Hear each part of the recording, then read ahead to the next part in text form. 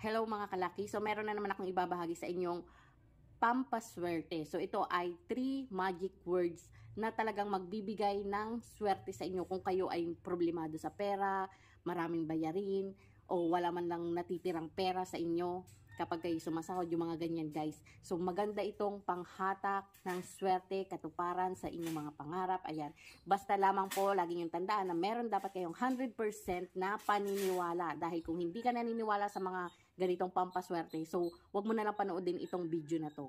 So ngayon guys, itong magic words na to ay talagang subok na naghahatak ng swerte, kayamanan, kaperahan. Ayan guys, for abundance. So banggitin nyo lamang ito tuwing Tuesday o kaya pwede ring araw-araw kung talagang problemado kayo sa pera.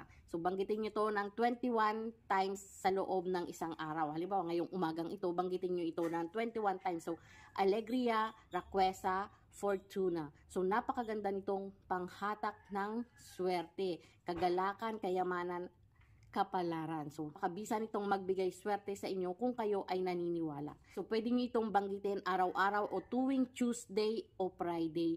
Pwede nyo itong banggitin. Basta nakaharap ka sa silangan at umaga nyo ito banggitin. Kasi paggising nyo pa lang sa umaga, para pumasok na agad yung swerte sa inyo, yung kaperahan sa inyo. So, ganun lang ang gagawin nyo mga kalaki. 21 times nyo itong babanggitin at tiyak na kayo ay suswertehin. Basta samahan ito ng 100% na paniniwala. Kasi kung hindi ka naniniwala, hindi tatalab ang pampaswerteng ito o itong magic words na ito.